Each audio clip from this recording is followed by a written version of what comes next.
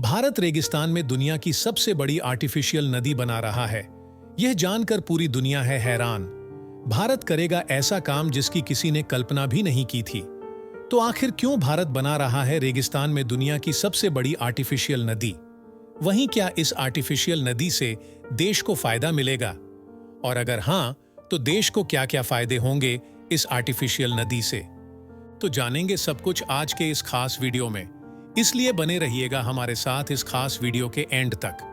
दोस्तों, जब भी बात आती है रेगिस्तान की, तो सबसे पहले नाम आता है दुनिया के सबसे बड़े रेगिस्तान, जिसका नाम है सहारा, जो कि अल्जीरिया, मॉरिटानिया, मिस्र, लीबिया, मोरक्को और ट्यूनीशिया में यहां बारिश ना के बराबर होती है। सहारा मरुस्थल रेत ही रेत से भरा हुआ है और वहां पर भयंकर गर्मी तो पड़ती ही है। कुल 10 देश में फैला हुआ यह सहारा मरुस्थल वर्ल्ड के 8% जमीन पर फैला हुआ है। आपको जानकर हैरानी होगी कि सहारा मरुस्थल भारत के क्षेत्रफल से लगभग 2 गुना अधिक है। वहीं अगर बात करें हमारे भारत देश के डेजर्ट की, तो उसका नाम तो आप सभी को पता ही होगा, जो है थार का मरुस्थल। दोस्तों, थार के मरुस्थल के बारे में आप सभी ने बचपन में किताबों में तो बहुत पढ़ा होगा।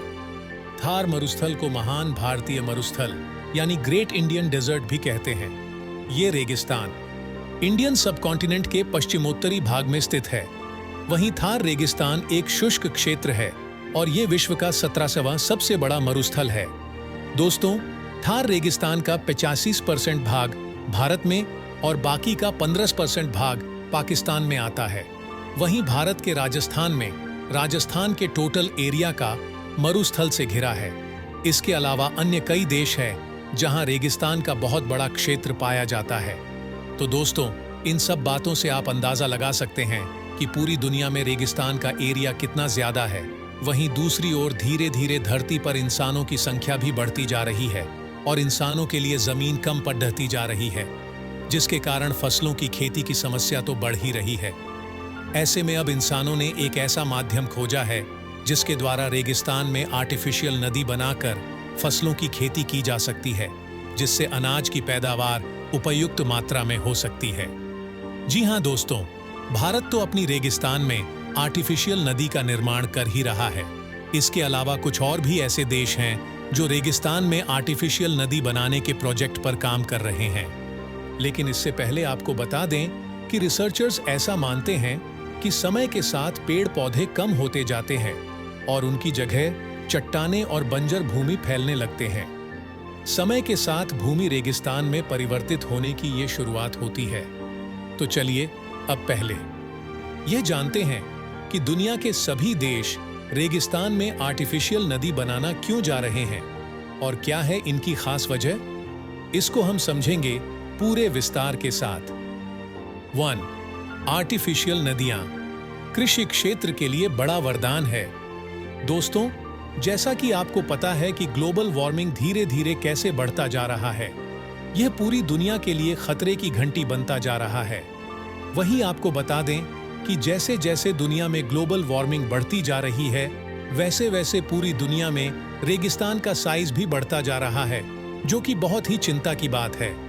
जाहिर सी बात है कि अगर ऐसे ही रेगिस्तानी जमीन बढ़ती रही तो उस पर खेती करना या वहां पर आबादी का बसना बहुत ही मुश्किल हो जाएगा। मुश्किल ही क्या, नामुमकिन ही समझिए। बता दें कि सहारा मरुस्थल हर साल लगभग 45 किलोमीटर की स्पीड से फैलता जा रहा है। साइंटिस्ट भी इस बात को लेकर परेशान हैं। उन्होंने बताया है कि अगर ऐसा ही होता रहा तो पूरी दुनिया में उपजाऊ जमीन बहुत कम रह जाएगी और हर जगह रेगिस्तान ही रेगिस्तान नजर आएगा, जिसका सीधा मतलब है कि लोगों की जिंदगी खतरे में आ जाएगी। तो दोस्तों, सिर्फ सहारा मरुस्थल ही नहीं, बल्कि दुनिया के जिन जिन देशों में मरुस्थल है, वहां पर खेती किसानी की बड़ी समस्या उत्पन्न हो सकती है।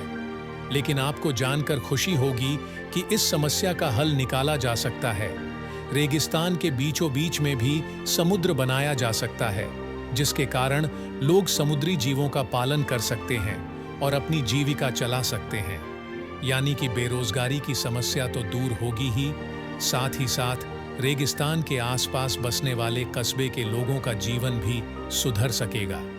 वहीं आपको बता दें कि ऐसा अद्भुत काम कुछ देशों के लोग कर रहे हैं।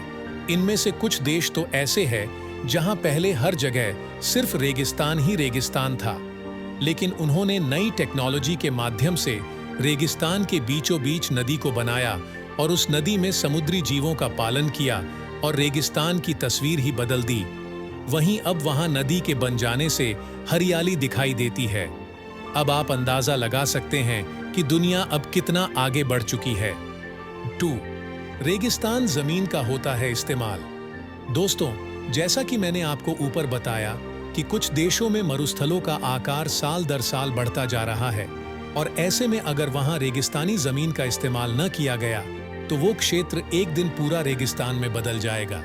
इसलिए अब वहां की सरकार इस समस्या के लिए जागरूक हो रही है और ऐसे प्रोजेक्ट ला रही है जिसके माध्यम से रेगिस्तानी जमीन का इस्तेमाल अच्छे से किया जा सकेगा, जिससे बेरोजगारी की समस्या दूर होगी, देश में अनाज की पैदावार अच्छी होगी, या यूं कहीं कि देश अनाज की उपज में खुद को स्वावलंबन बना लेगा। इसके साथ ही देश में नई नई फसलों की खेती भी हो सकेगी, जिससे देश इन फसलों का निर्यात भी कर सकता है। 3. किसी भी देश की तरक्की के लिए जरूरी है रेगिस्तान के बीच में आर्टिफिशियल नदी बनाना। तो दोस्तों, जाहिर सी बात है कि अगर रेगिस्तान के बीच में आर्टिफिशियल नदी के बनने से किसी देश की इतनी सारी समस्या दूर हो जाएगी तो वो देश तरक्की की राह पर आगे बढ़ चलेगा।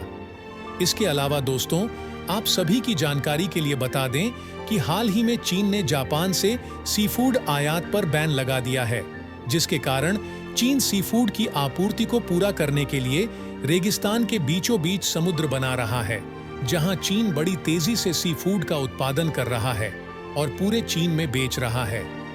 वहीं इसके अलावा आपको बता दें कि तालिबान हाल ही में रेगिस्तान के बीचों बीच में एक आर्टिफिशियल नदी बना रहा है, जिसके बारे में कहा जा रहा है कि जब यह कृत्रिम नदी बनकर पूरी तरह रेडी हो जाएगी तब यह सबसे बड़ी आर्टिफिशियल नदी भी कहलाई जाएगी। 2022 से इसका काम शुरू हो चुका है और अभी भी इस प्रोजेक्ट पर काम चल रहा है। वहीं इस प्रोजेक्ट का नाम है कैनाल कोश टेपा नहर, जिसे कुश टेपा नहर भी कहा जाता है। सूत्रों के अनुसार ये मुख्य नहर 225 किमी लंबी, 100 मीटर इन विड्थ और 8 मीटर इन डेप्थ होगी। ओवरऑल इनिशिएटिव 550,000 हेक्टेयर रेगिस्तान को कृषि भूमि में बदलने का लक्ष्य रख रहा है। वहीं आपको ये जानकर हैरानी होगी कि तालिबान ने इस काम को पूरा करने के लिए किसी अन्य देश से कोई भी धनराशि, कोई हेल्प या कोई टेक्निकल हेल्प नहीं ली है, जो कि अपने आप में बहुत ही बड़ी बात है। वहीं जब इस आर्टिफिशियल नदी का प्रोजेक्ट पूरा हो जाएगा तब तालिबान में खेती बेहद अच्छी होगी, जिससे वहां पर अनाज की पैदावार अधिक मात्रा में होगी और साथ ही साथ लोगों को रोजगार भी मिलेगा। तो दोस्तों, आप देख सकते हैं कि अगर रेगिस्तान को एक आर्टिफिशियल नदी में कन्वर्ट कर दिया जाता है तो देश को कितना फायदा होता है। बस यही कारण है कि हर देश अपने रेगिस्तान में आर्टिफिशियल नदी बनाने के प्रयास में जुटे हुए हैं। भारत के रेगिस्तान में भी बनेगी ऐसी ही आर्टिफिशियल नदी, जिससे होगी देश की तरक्की। तो दोस्तों, ये तो हमने जान लिया कि आर्टिफिशियल नदी के कितने फायदे हो सकते हैं। अब ये जानते हैं कि भारत अपने डेजर्ट में आर्टिफिशियल नदी के प्रोजेक्ट पर क्या विचार रखता है। तो दोस्तों, भारत भी ऐसे ही अपने रेगिस्तान में आर्टिफिशियल नदी बनाने के बेहतरीन प्रोजेक्ट पर काम कर रहा है, जो कि एक मेगा प्रोजेक्ट होगा, जिससे भारत में भी बेरोजगारी को कम किया जा सकेगा और इससे अनाज की आपूर्ति भी होगी, यानी कि देश को डबल फायदा होगा। तो दोस्तों, भारत के इस मेगा प्रोजेक्ट यानी कि रेगिस्तान में आर्टिफिशियल नदी बनाने के प्रोजेक्ट से संबंधित कोई भी अपडेट जब भी आएगी तभी हम आपको सूचित कर देंगे, लेकिन इसके लिए आपको हमसे जुड़ना होगा और हमारे चैनल को सब्सक्राइब करना होगा। दोस्तों, कैसा लगा आज का हमारा ये इंफॉर्मेटिव वीडियो, हमें कमेंट करके जरूर बताइएगा। तो फ्रेंड्स, आज का वीडियो यहीं खत्म होता है।